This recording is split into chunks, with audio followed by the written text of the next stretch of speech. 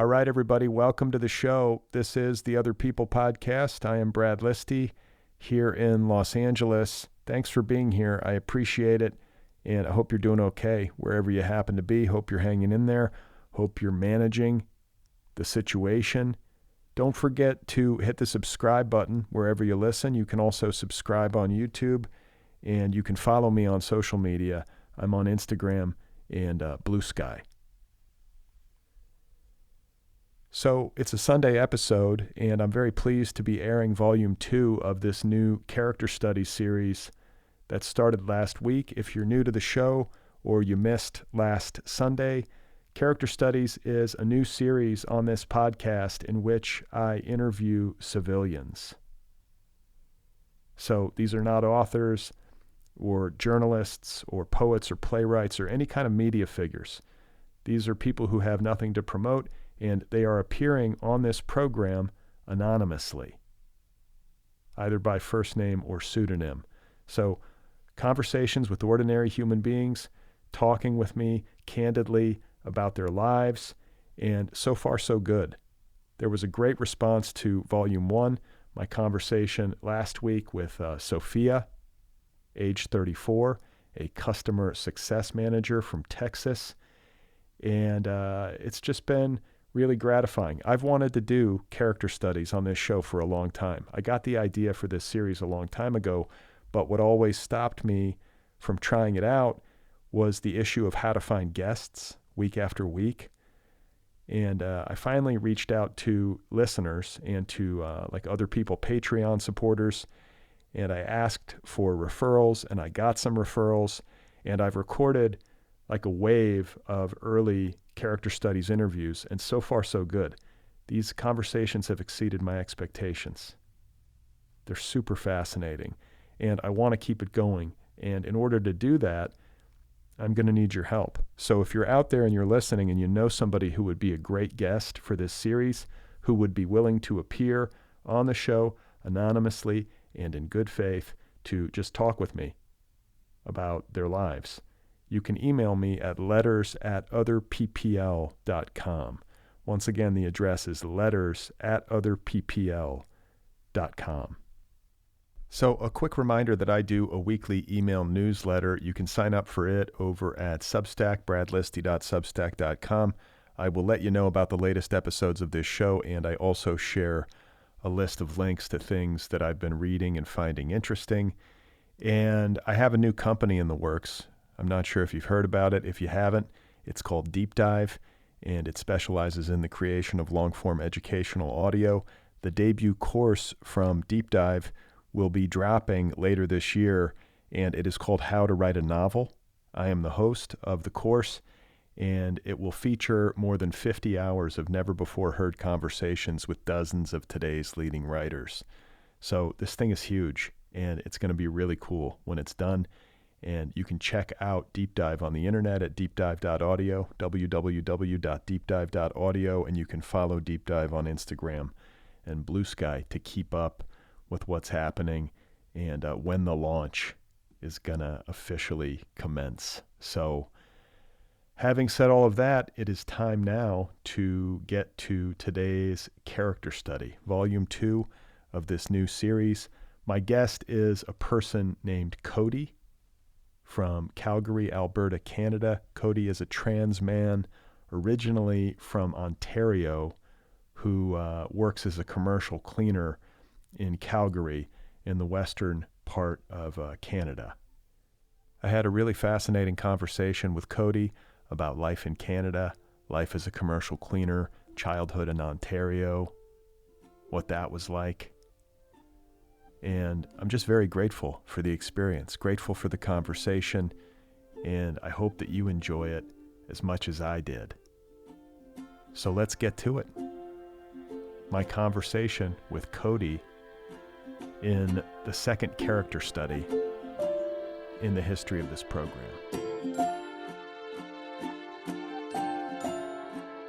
Hi, my name is Cody. I'm 24 and I'm a commercial cleaner.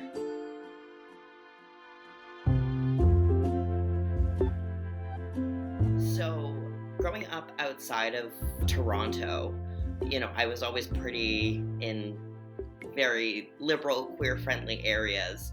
And moving to Calgary, I was worried just because Alberta is notorious for being the more conservative place in Canada. And so I was a bit nervous moving out here as like a very visibly trans person, that I might have some issues, right? But it's strange to me how non not an issue it is, because I think that there's something to do with Alberta being more conservative, that the queer community here is much more diverse than it is in Toronto, because people don't feel the need to to subdue themselves, because they know that no matter what societal norms they're trying to follow, like they're still not going to be accepted generally. So people are just more interesting here because they're not trying to fit in, Like growing up in the area that I did, small town, right? Like I always felt like the freak. I feel normal here.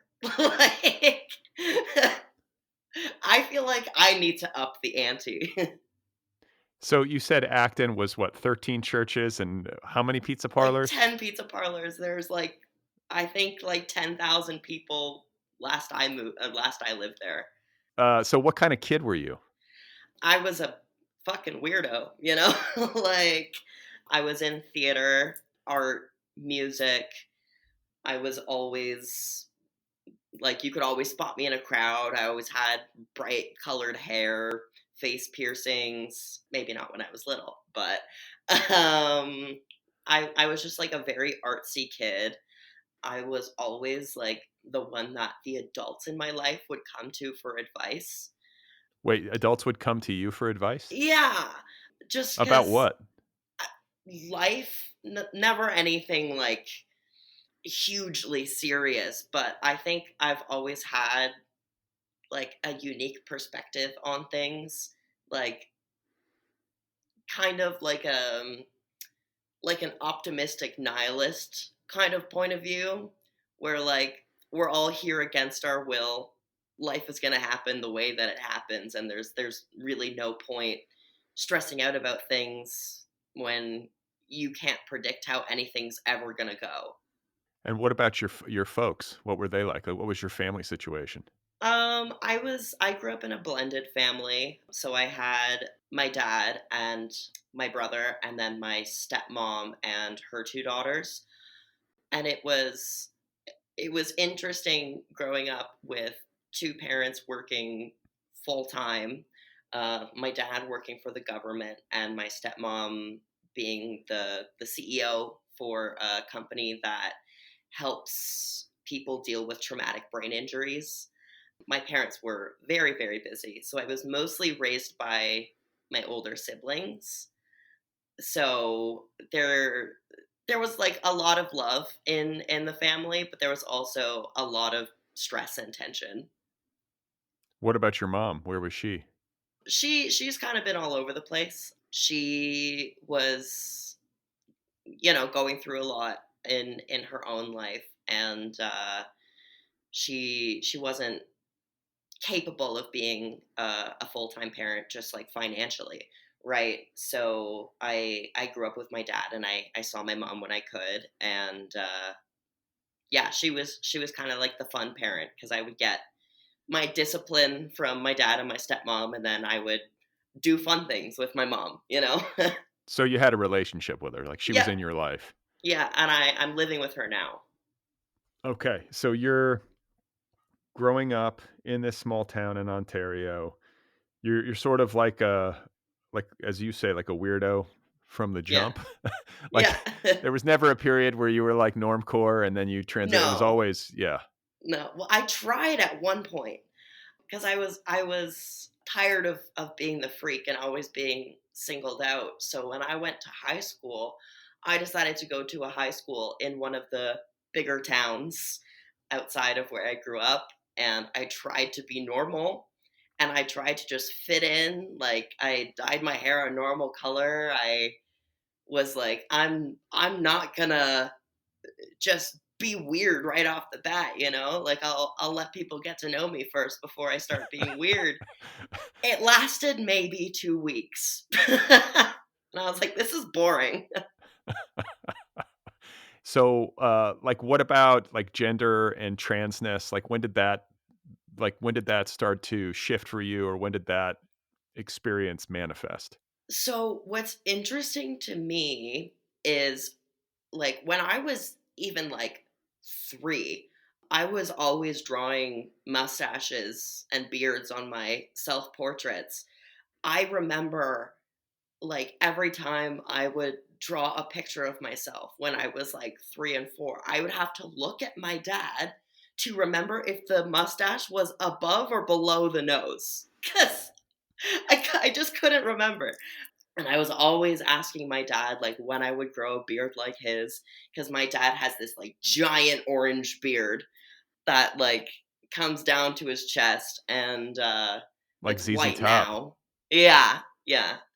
And I was just always asking him when mine would come in, and he's like, "Oh, one day." And, you know, like, but gender dysphoria didn't really come into the picture until high school, maybe like the end of grade 8, when I started realizing that like everyone around me is like starting to date and like starting to come into their own style and becoming their own real people, right? And I just couldn't figure out what was off because I liked the way that I dressed, I liked the way that I was doing my hair, but something was just wrong, and I couldn't figure out what it was. And uh, a very common way that a lot of people in my generation found out that they were trans is they would read gay fan fiction, and they'd be like, I don't know why I feel so connected to this. Like, I'm a girl. Like, why am I feeling so connected to gay men? um and it wasn't until I was about 15 where I realized, oh, it's not that I'm like fantasizing about being a gay man, because it's just like an interesting like story written about characters that I like, you know? Turns out there was actually something deeper going on there that I was attaching to, and it was that I wanted to live that life. You know? Live the life of a gay man, Well, basically. yeah, like it just it spoke to me in a way that I couldn't even understand at the time, because I like growing up in a very liberal family, like there was no pushback if I ever wanted to transition or was gay or whatever. Like, so it wasn't any of that. It was just I'd never met a trans person before. And whenever I'd hear stories about what trans people were like, it was always, yeah, they were like 4 years old and refusing to wear dresses and were very, very sure of who they were as a very small child. And like that was never really my experience, because dresses are fun, you know? Like I liked playing with Barbies. I preferred playing with my sisters and doing the girly things over things with my brother. But so I didn't really have a lot of understanding of what it meant to be trans. And so it kind of took me a long time to put the pieces together. So you're in grade 8, and you said you liked the way you dressed, you liked the way you did your hair. Like, how did you dress? I know you said you colored your hair, but, like, can you just Yeah. describe what was your look in 8th grade? So I would not leave the house unless I was wearing pink. I had a tutu for every day of the week, and I was always wearing these knee-high hot pink Converse, and I had, those tuxedo shirts where it's just like a printed tuxedo. Yeah. I had one of those, except it was hot pink, and the tie on it was zebra print. I didn't even know they made such a thing. Yeah, yeah. I guess you could have described my style as like scene or emo, you know? So, okay, so you're in 8th grade and you start to experience gender dysphoria and you start to, I guess, at least have the first inklings that you might be trans. Is Right. that right? Yeah. And then what did you do about it and how did you communicate it? Well, even being in a small town, we always used to say there was something in the water because there was a weirdly high concentration of queer people, and for being a small town, like it was quite liberal. And what's funny is the lake in town was called Fairy Lake. So we used to say that there was some correlation there. So there was really no issue. I was free to explore. I went through a few different names and identities before I settled on what makes me happy today, you know? Well, And what were some of the, like, names and identities that you tried on? so the first name that I ever picked was Eldon Orion, which I think every trans person I've ever met is like, yeah, the first name you pick is not going to be good. Eldon was my dad's middle name, and then Orion is my favorite constellation. So I I've always had a name that is representative of my family, and there was part of me that felt like it was kind of like a betrayal to my family to change my name that had so much importance because my middle names were my grandma's names, both my dad and my mom's parents. And so when I was thinking about changing my name, I was like, I need to have a name that carries as much weight as the one that was given to me at birth, because that's just what names are in my family. We use it to honor the people before us and the people who love us. So when I inevitably figured out what name I wanted to use, which isn't the name that I use anymore. It was the middle names that I was kind of the most worried about. So I ended up picking last names from both sides of my family to use as middle names because they sounded masculine enough that I could get away with it.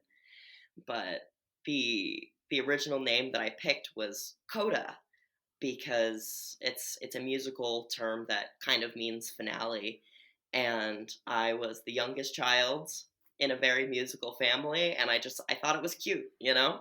But now Yeah, I like that. most people in my life call me Cody. So, Okay, so first of all, a musical family? What does that mean? yeah. So my dad has been a musician since he was a kid.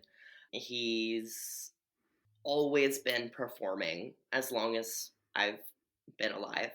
Always local. He never really made it big. He almost did, and then my my brother was born.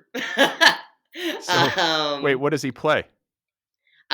he plays guitar and he's a vocalist and a lyricist. So, and he plays like what on the weekends and bars and stuff, or Yeah, growing up, it was punk that he did. That was like the first memory of the music that he would play. So I was kind of always around freaks and weirdos, and that must have bled into who I became. But as is the nature of being a punk musician, when you grow up, you kind of branch out to bluegrass and soul and kind of music that has the same sort of heart, but maybe a softer feel. that's cool. It seems like you were born into a very good family. Yeah. Like a family that like for a trans person, like I feel like there are a lot of scenarios where it could be much tougher. Like you seem like you had like an accepting, like nurturing tribe. Yeah.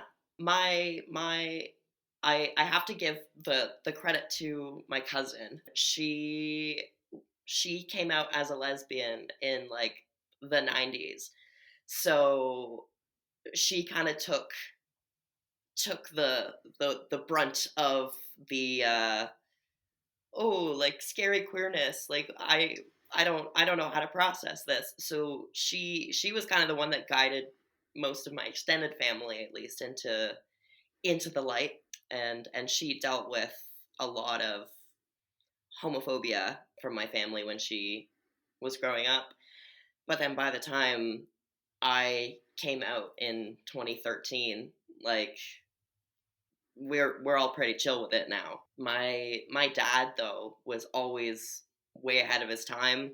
He was one of the first people, like first males to take the gender studies course in his university, and someone had said to him like, why are you in this class? Are you just looking to get laid? And he's like, no, like I literally want to learn. So, okay, so 8th grade, you start to have this awakening, and then I'm curious to know, like, how does like, your aesthetic change? Did you start to try on new, like, looks? Not really. I've always had like a generally androgynous style. Like, yeah, I wore tutus a lot, but like in like on my head, I was bald and I was wearing a fedora. You know, like Wait, why bald because you shaved your head? yeah. You didn't have, like, alopecia or something? No. Well, kind of. I had trichotillomania, which is an anxiety disorder that causes you to pull out your hair. It's kind of the same thing of like when people bite their nails. Like you don't realize you're doing it until your fingers are bleeding or until you've got bald spots. So I just kept my head shaved. I liked the way that it looked, and it kept my fingers out of my hair. You know. So, okay, so you had anxiety, though, like, if you're pulling your hair out. It's an anxiety disorder, but I've never really been an anxious person. It's kind of more of like an internal thing, I guess. Like I never really struggled with like social anxiety or paranoia or whatever. I was just a very hyperactive kid with a lot of nervous energy inside of me, but I wouldn't necessarily call myself anxious. So where do you think that nervous energy came from? Like, how do you define it? I was just like very hyper, could never sit still, always had to be doing something with my hands. I I had a lot of movement, and being in school for 6 8 hours a day, having to sit down, like my hands would wander, and that's where they ended up. Just pulling your hair out. Yeah, It happens. it So, happens. what was it like at school for you? Like, if there was, like, a pretty nurturing environment at home, was it equally kind at school, or were there any bullies or people who gave you a hard time? Well, the thing is people tried. People tried to bully me, and I didn't let them, I guess. And this was never like a conscious thing that I did. I was just a really annoying kid. So whenever someone would come up to me and be like, I don't know, say like you're a freak or whatever kids are bullying other kids with, I would just be like, I know, or like, thank you, or like whatever. And then they would get mad at me for not letting them bully me. It's a good strategy. Yeah. And did you have friends? Yeah, I usually had like one or two friends at a time, I guess. I didn't really make any long-term friends until high school though. And who were your long-term friends in high school? Well, my friend Gab, we met in grade 6 and then didn't really get close until we were in drama together in high school. We never really ran in the same circles before high school, so we were kind of like casual friends, but we wouldn't like hang out. And then once we were in high school, we had a lot of the same classes together because we're both weirdos. So we're taking all the art classes, you know, and so that's kind of where we started getting close. And my friend Callum as well, same thing. We met in grade 9, didn't really get close until like grade 11, and yeah, whenever I'm back in Ontario to see my family, I always make sure to see Callum and Gab. Okay. And so not an athlete in high school, but No. you're like a theater nerd, like art, you're like an art kid. Yeah. So what kind of theater? Like, were you up on stage performing? Oh yeah. I was just it was just like my high school uh drama class, improv club, the school play. Never anything serious, but I had a lot of fun with it. In grade 12, we kind of did something experimental because they were doing renovations in the school. So we had these like 4 pods that used to be where the lockers were, but they were emptying them so that they could turn them into classrooms and then put the lockers in the hallways. But so they hadn't started the real construction yet, so we just had these like 4 empty pods, and we're like, we can totally do something with this. So we ended up doing, we called it Red Cubed. We did 3 iterations of the Little Red Riding Hood story, all told through like different genres. So there was one that was like a slapstick comedy. There was one that was like a drama slash tragedy, and then there was one that was a fantasy. And I got to write the fantasy one, so that was cool. And what did it entail? So the the story, it was kind of basic, just because it wasn't meant to be super theatrical. It was a one act play, right? So I kind of told it as Little Red is from a family of witches, and the big bad wolf was like an ancient god that was trying to terrorize the town and get souls and whatever. And Little Red had to fight the beast, you know.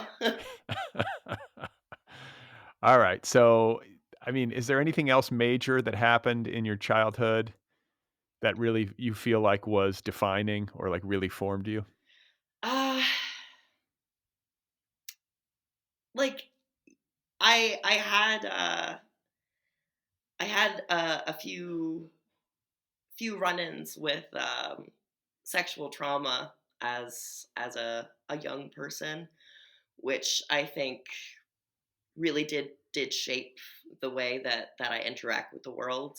I am kind of weary of strangers, and I Like, was this like sexual assault? Somebody yeah, assaulted you? Or? yeah, people that were my friends.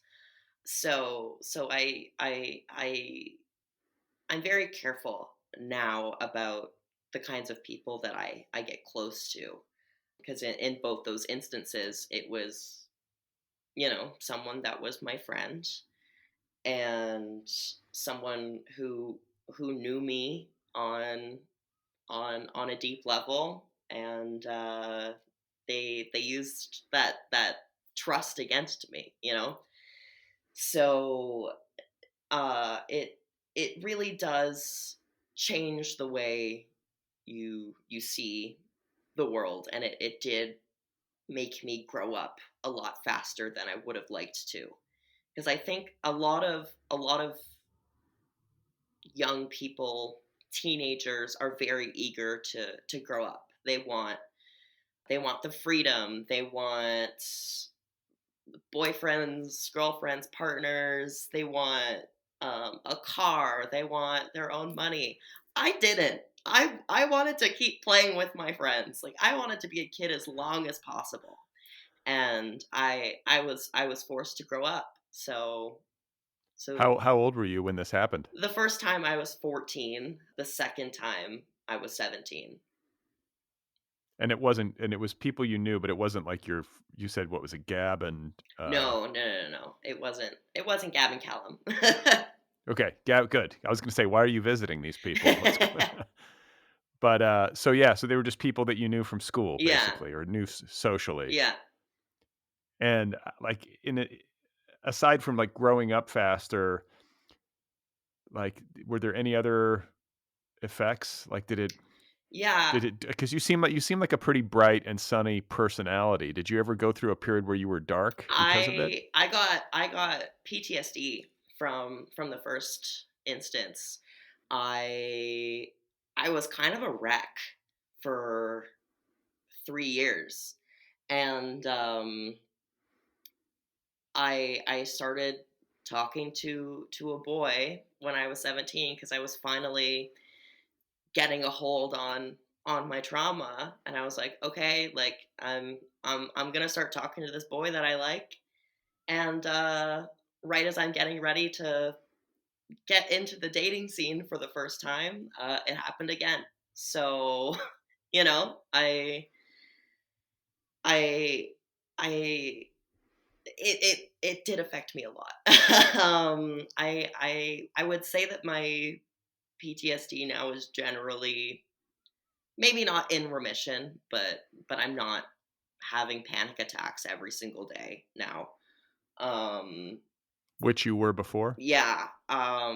I so the first instance, this guy was my friend, and his favorite band was Queen, and so I would always associate him with Queen, and he was always playing Queen on like a speaker in the improv club, and so I very much associated that band with him. And after what happened, every single time I would hear Queen, I would go into severe flashbacks, panic attacks, catatonic panic, right?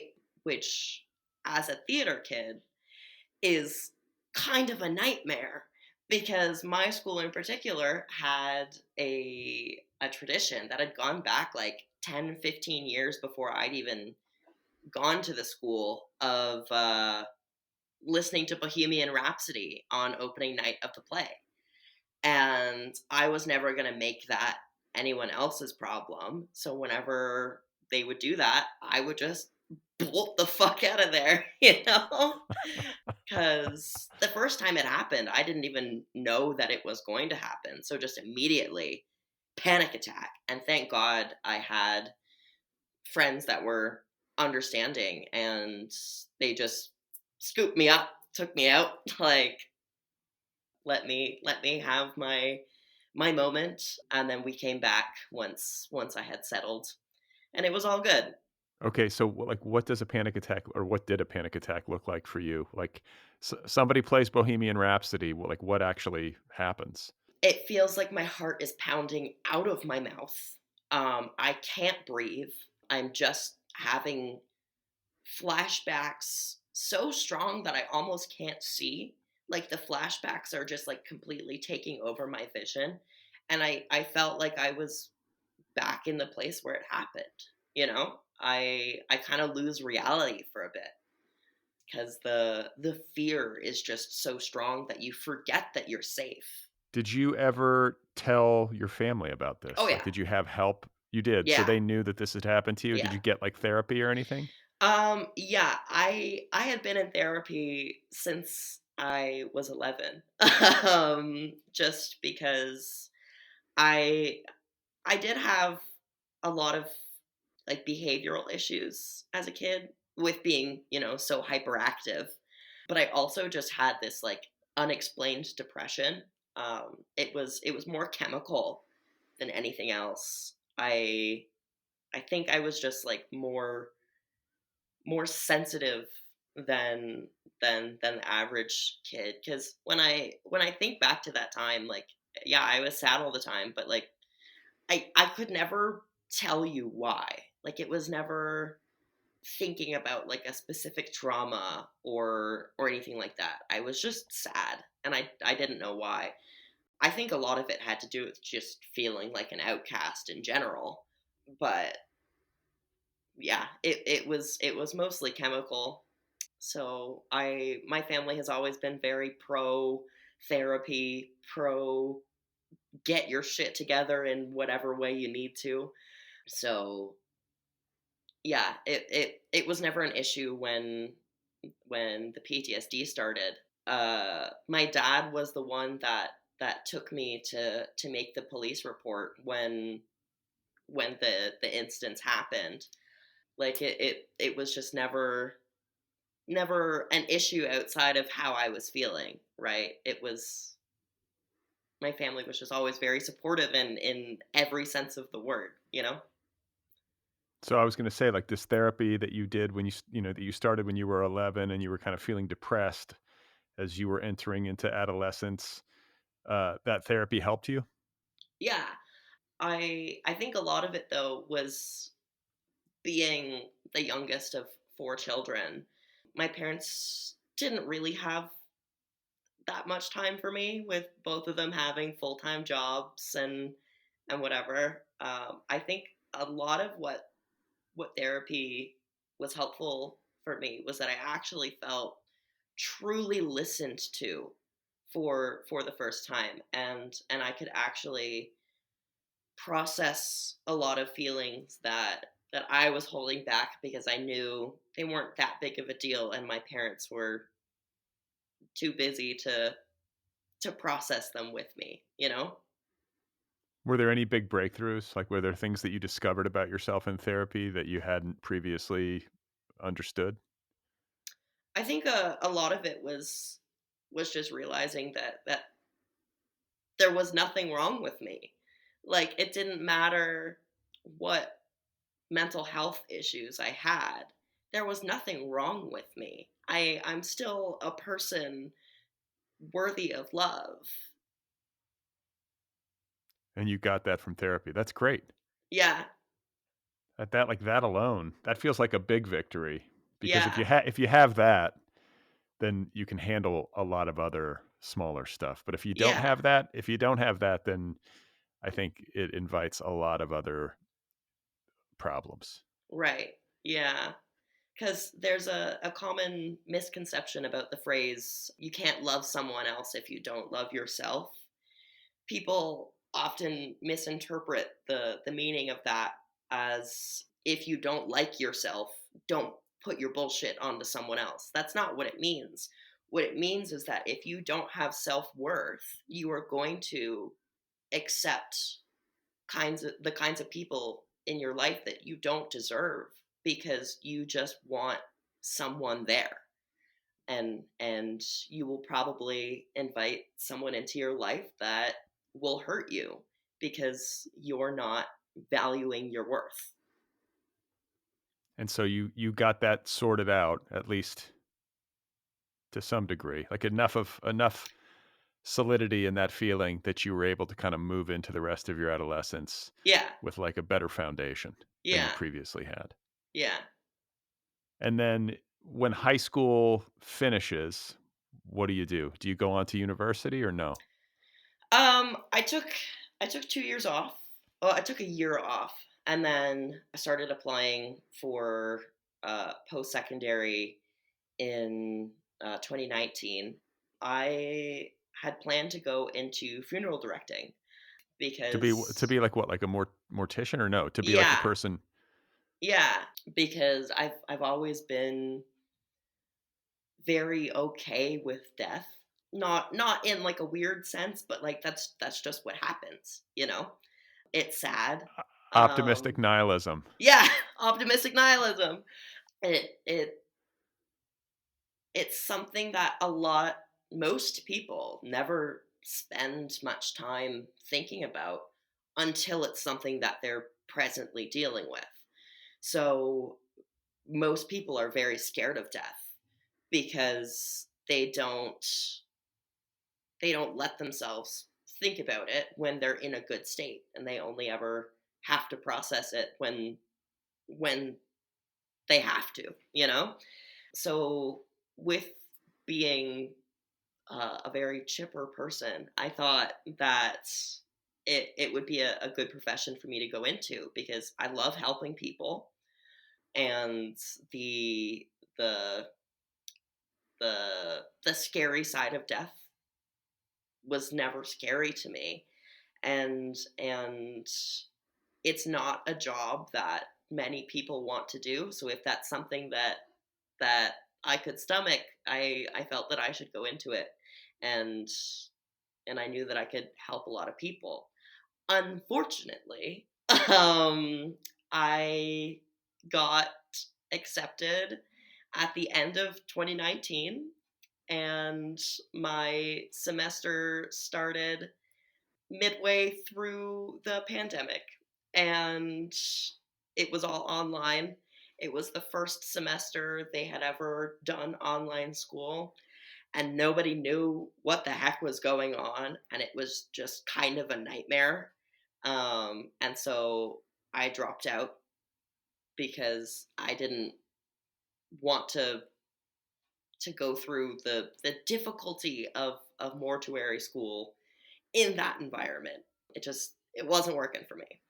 So I dropped out, and then not long after, I started having horrible OCD. I'd had OCD kind of my whole life, but it never really took over until I was stuck in my house all day with my thoughts. So I was kind of out for the count for about 4 years after that. What did the I OCD look? really What did the OCD look like? What like how did it manifest? so people often think of OCD as being neat and tidy and whatever. They think of it as like an external thing. I have to straighten this. I have to make this symmetrical. Most of the time, that is not what it is. It is your worst fear being manifested in your brain as, oh, what if this is a secret desire that I have?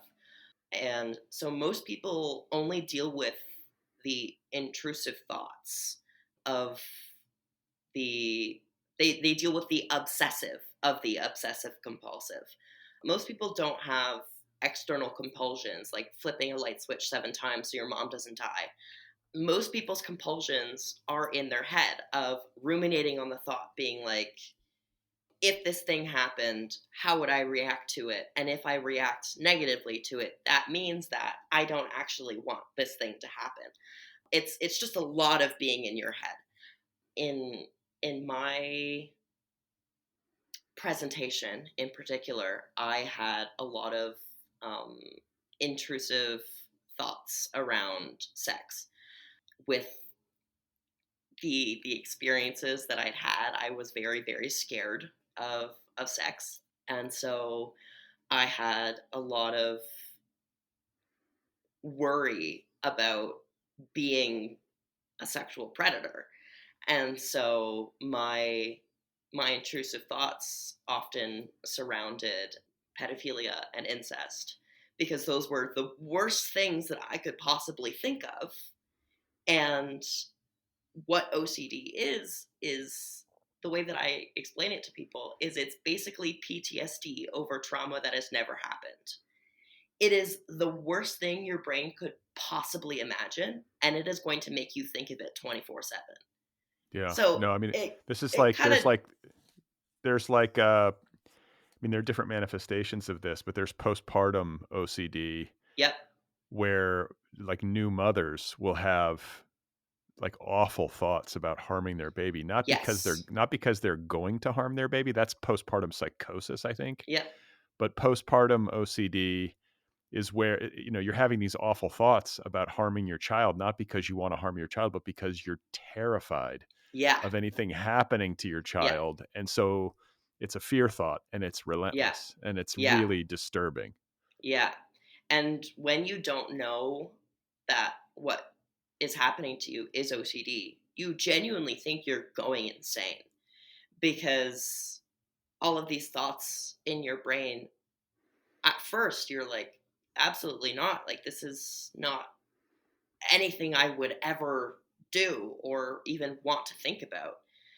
Unfortunately, the more you try to reason with yourself and keep telling yourself like, no, I don't want this, or try to imagine a scenario in which this thing happens and see how you would react to it, the worse it gets, because it reinforces the OCD that it can get to you, and it will keep doing it until you figure out how to just say, I don't care. Like, the best way to to deal with your OCD is just just stop giving it any attention, which is so hard to do. It is so hard to do. But at a certain point, you've gone through every single scenario. You have rationalized it in every which way you can, and the thoughts just won't stop. And really only the last thing to do is accept it, and not in terms of like accept that this is a secret desire that you have, but just accept that your brain fucking sucks, and it's gonna suck for the rest of your life, and there's nothing you can do about it. What about medication? Can't you medicate OCD? You can. I have been on just about every medication that you can, and it my my symptoms were just too severe. It at the very least made a dent, not enough to warrant the negative side effects. Which were A lot of lethargy, a lot of brain fog. I didn't feel like myself. I felt like a zombie most of the time. Like I I had like a very flat mood.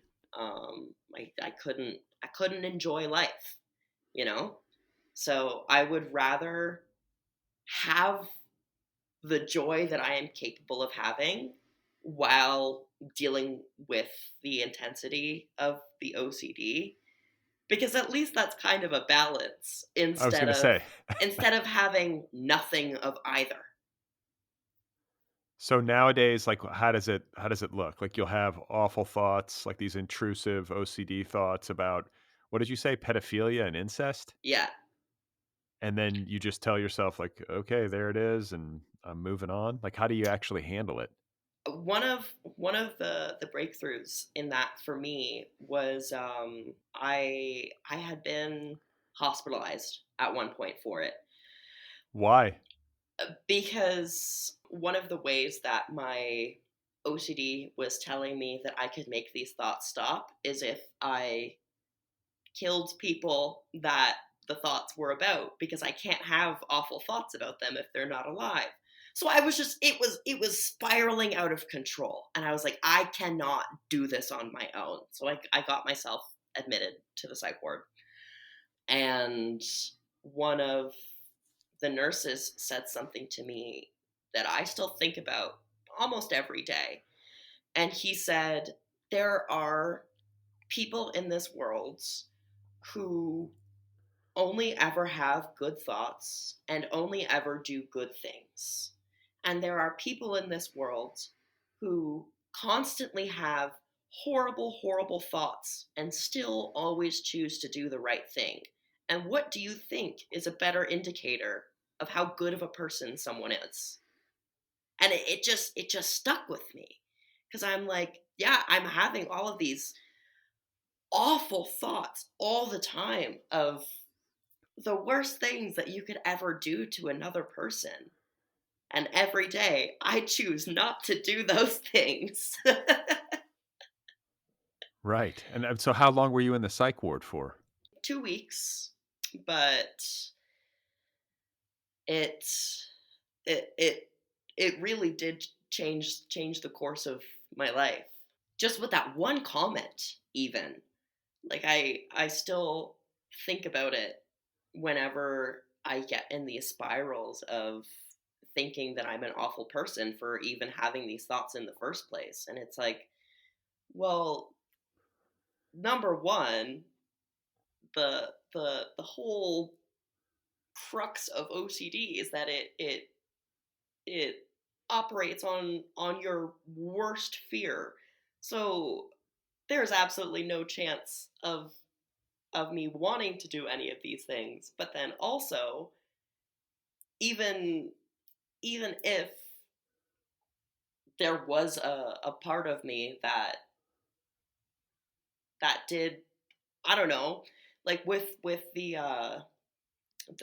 homicidal thoughts, there was a time where I was like, these intrusive thoughts are so freaking bad that sometimes it almost sounded like a good idea, but it was the fact that I could still tell myself at the end of the day that I knew that I was a good person and I knew that none of these thoughts were real kept me afloat. Did you ever tell your family about this? Like, there's Oh people yeah. close to you that you're having these thoughts about. Are you telling them about this? I was never telling them specifics about who, but but like my dad has always been my best friend. Like I tell my dad everything. So obviously he was one of the first people to know. So yeah, like my family's always been like really, maybe they don't always understand, but they're always going to listen. That's lovely. Yeah. So I want to go back quickly to this lack of fear of death, or like at least some degree of comfort with death. Where does that come from? I have no idea. I think part of it is I started dealing with death a lot younger than most people. My my uncle Bill died when I was 3 and I was really close with her. That's her name was Billy. But she didn't like the way that Auntie Billy sounded, or Aunt Billy, so she just always got us to call her Uncle Bill. I never remember that that's weird until I say it out loud. um, but yeah, so she died when I was 3, and then my grandma, who I was also really close with, died when I was 8, and so I started processing death sooner than most kids. I've been talking to a lot of people because my papa, my dad's dad, just passed away on Valentine's Day, and I was talking to a lot of my family about it when I flew home for the funeral, and a lot of people, like the younger people, were saying like, "This is my first time ever dealing with death," and they're like 14, 18. I'm like, I started this when I was 3. So I think a lot of it has to do with just not being afraid to feel the hard feelings. I've never been afraid to be sad. I've never been afraid to be anxious. And I think a lot of that has to do with the environment that I grew up in. I've never felt ashamed to feel my negative feelings. I've never felt like I had to hold anything back for other people's comfort, because that's what love is you make people uncomfortable, you make people annoyed, you exhaust them, but at the end of the day they still love you, and they want to hear about the hard things that you're going through. And that was always the kind of love that I was surrounded by. And I think that that translated very well into processing death, because we would grieve together, and it it was just like never a scary thing. It just sucks. That's all it is. It's not something to run from. It's not a feeling to avoid. You have to feel it, and it sucks. So I think that that it was just like a natural progression of the comfort with those feelings. Where are you spiritually? You said you grew up in a town with 13 churches. So I mean, but you had a punk rock dad. So how does that how does that work? I consider myself agnostic. I think that if there was a God, humanity is too small to understand what that would mean. It's the same thing to me as an ant trying to understand a person. It can't happen. Um, so it's not up to me as an ant of the universe to say whether or not God exists, because I will never be able to comprehend that scale of existence, you know? Like it's just not up to me. So you were going to be a mortician or a funeral director, but then the pandemic hit and sort of upended all those plans along with your OCD. At what point do you leave Ontario and go to Alberta to live with your mom? So that was kind of at the peak of my OCD. I was uh, living with someone who was kind of the main focus of my OCD at the time. Uh, and I was constantly having these sexual intrusive thoughts, but also these homicidal intrusive thoughts. And I was like, I can't do this. Like, I just need to get the hell out of here. But I couldn't afford to move out, and I didn't have any friends that were looking for roommates or whatever, and really the only option was moving in with my mom who lived in Calgary. So that's how I ended up here. What's your mom doing in Calgary? So she originally came out to I think it was BC with a friend, or did she come to Alberta straight up? I don't remember exactly. But she moved out here with a friend just as a change of scenery. She was kind of never really settled down. She was always from what I remember, she had lived with her sister, and she never really had like a place of her own. And I think that that was something that she was really really looking for, was just a place that she could call her own. And I think that she felt that there was really nothing left for her to explore in Ontario. So she came out here with a friend just for new scenery, and she liked it and then never went back. It was never meant to be a long term thing, but then it was. So And so you move out there and you leave this kind of liberal household in this like liberal town on Fairy Lake.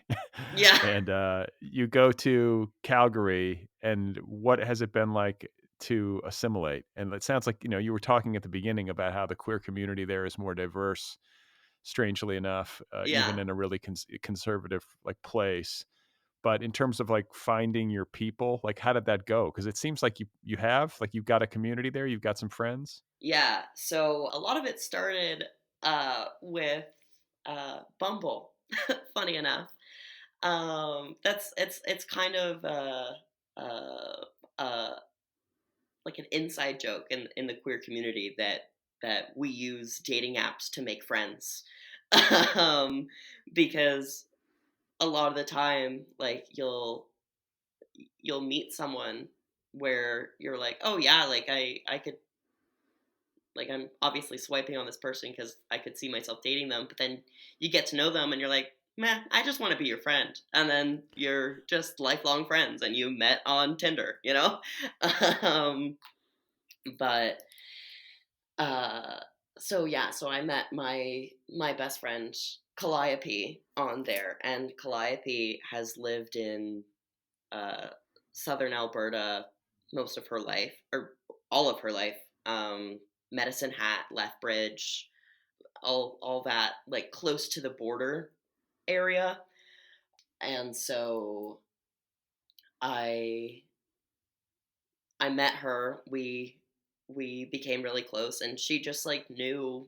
a bunch of freaks, and she just kept introducing me to weirdos, and all these weirdos knew other weirdos, and it's just kind of how it branched out.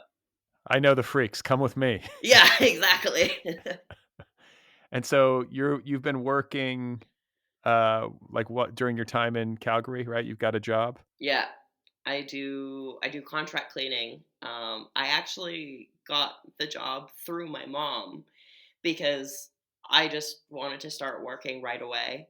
I didn't want to, because the move was expensive. I didn't really have time to sit and wait and job search and whatever. And so my mom was already a commercial cleaner, and she's like, just come with me. I'll hook you up. Um, I I got it cleared with the company. Like, you're good. You can just work there until you find a job of your own. And I ended up really liking it. And so I haven't really spent too much time looking for anything else. So what do you do? Like describe a day at work. So we work nights most of the time, uh, with some exceptions, because we're cleaning office buildings. And obviously, we can't do that when people are working in the office. So a lot of it is cleaning office chairs and kitchens, sometimes bathrooms, mostly surfaces, and sometimes we'll vacuum. But mostly we're like the above floor crew, whereas like there are other crews in the company that do the carpets and the floor stuff.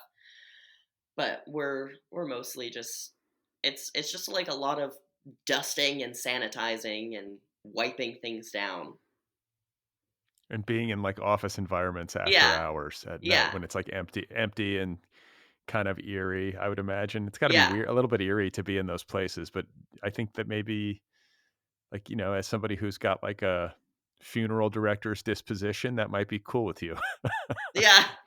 Yeah, no, my favorite thing is when we're working in like the high-rise buildings downtown, and it's nighttime and all the city lights are on, and we're on like the 53rd floor, and I just like look out the window. Like, it's just it's cool, cuz one weird thing about Calgary for being a city is there's no nightlife.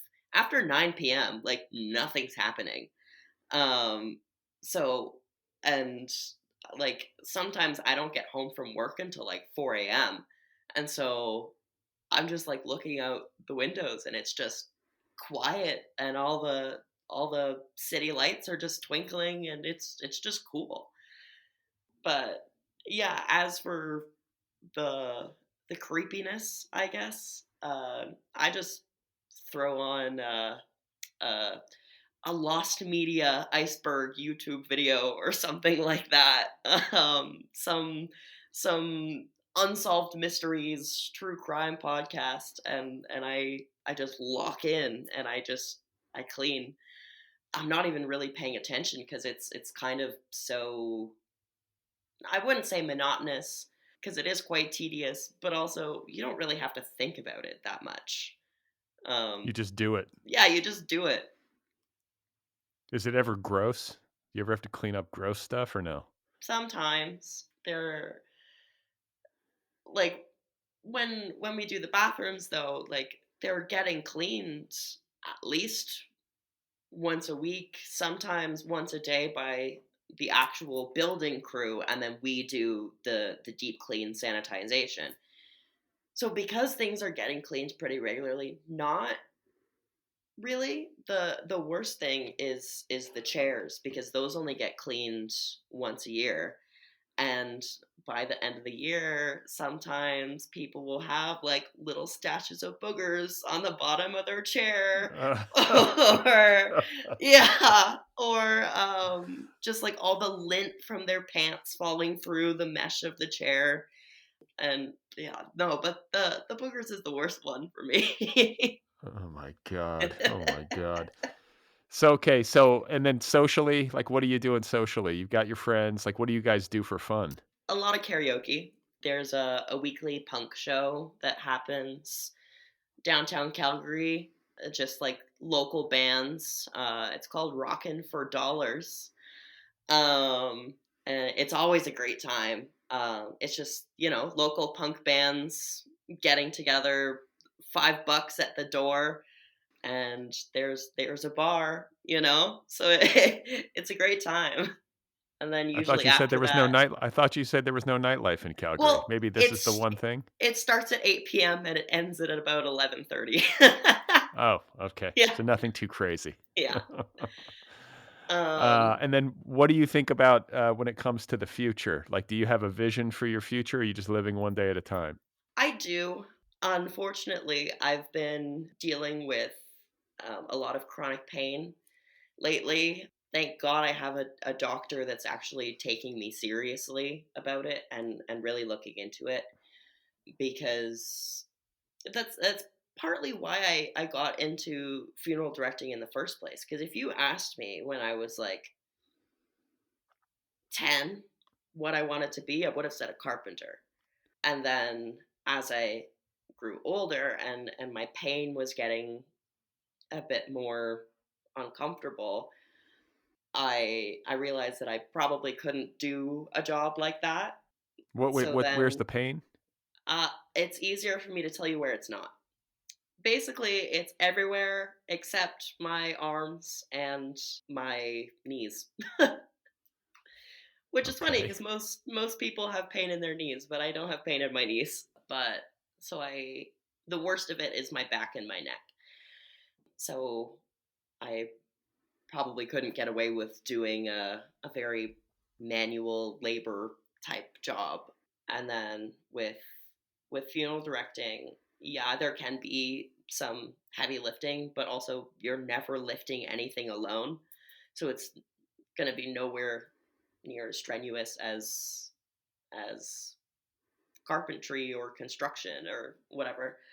Plus, depending on where you're working, you might not be on your feet all day. Maybe at a busier funeral home you might be, but one in maybe not such a big city isn't going to have 4 or 5 services a day kind of thing, right?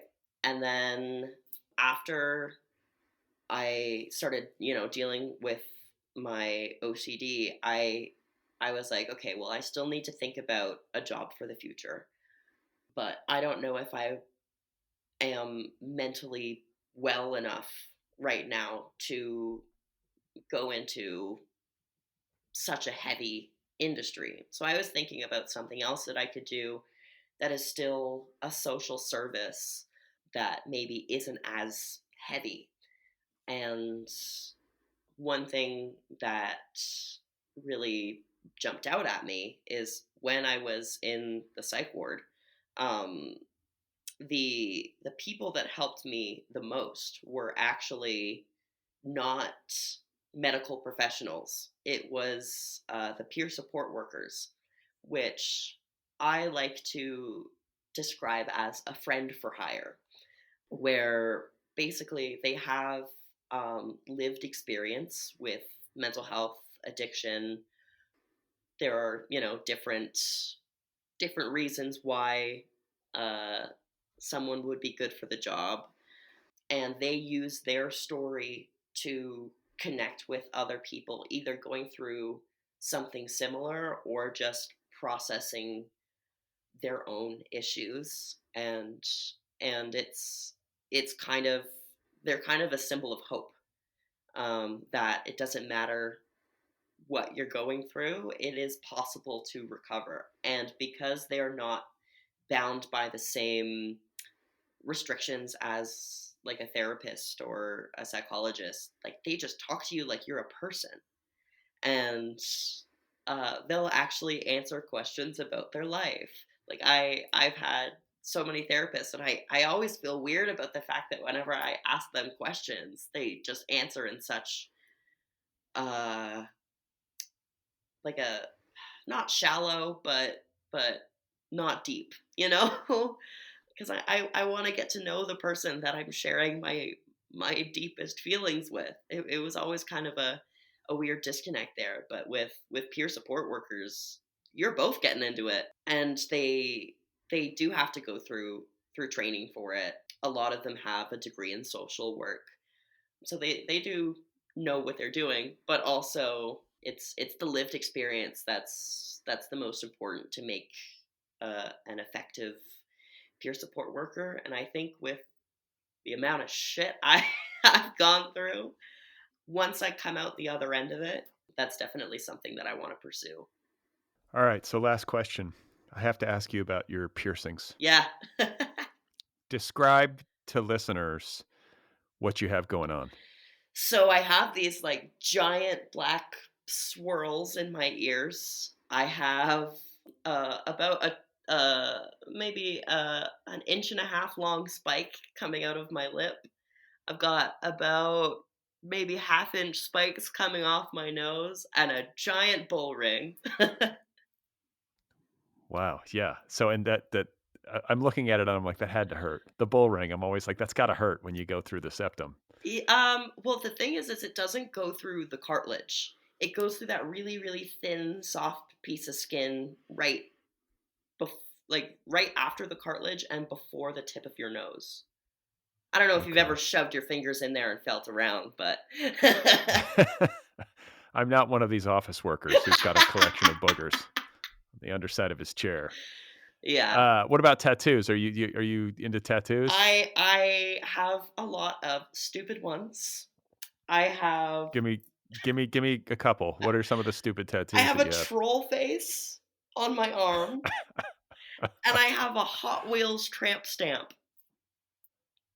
Like a Hot Wheels car? No, like the Hot Wheels logo. When did you get that? About a year ago. And why? What's the backstory? Because it's hilarious. Just like a like self-deprecating tattoo. Like, this is good. We'll get Hot Wheels Well, on my yeah, lower like back. most of my tattoos are dumb. This one I got from like an actual it's like a green swirly abstract thing on my arm. I got it from a mutual friend who is a tattoo artist, and I was just like looking through his work because he does a lot of like coming up with a stencil on the fly. He mostly just does abstract stuff. So I was going through his work and like pointing out things that I liked from other things that he had done. And he's like, "Cool, I'll just like draw up a stencil real quick on your arm." So I just like give him my arm. I'm like doing my thing, scrolling on my phone while he's drawing on my arm. And then he's like, "Okay, stencil's done. Do you want to see it?" I'm like, "No." And I just let him tattoo me with not knowing what's going to be on my body. But it's cool. It's like one of my favorite tattoos. Wow. Well, all right. Well, it has been wonderful to meet you and to talk with you and to hear about your life and all that you have going on. I really appreciate it, and I wish you well. Yeah, thank you so much for having me. All right, there we go. That was my conversation with Cody, age 24, a commercial cleaner up in Calgary, Alberta, Canada. A fascinating conversation with Cody. Again, if you are out there listening and you enjoyed this and you know somebody who might be a great guest for this new character study series, please email me. The address is letters@otherppl.com. Don't forget to hit the subscribe button wherever you listen. Subscribe to this show and follow me on social media, Bluesky and Instagram. You can sign up for my newsletter. I do a weekly newsletter, and you can check that out over at Substack, bradlisti.substack.com. If you appreciate the work that I do and you would like to see that work continue in earnest, you can join the Otherppl Patreon community over at patreon.com/otherpplpod. Help keep this show going into the future. If you want to sign up for my book club or get an Otherppl t-shirt or a sweatshirt, you can do that at the official website, otherppl.com. And don't forget to check out this new company that I have going. It's imminent. It's in the works. It's launching later this year.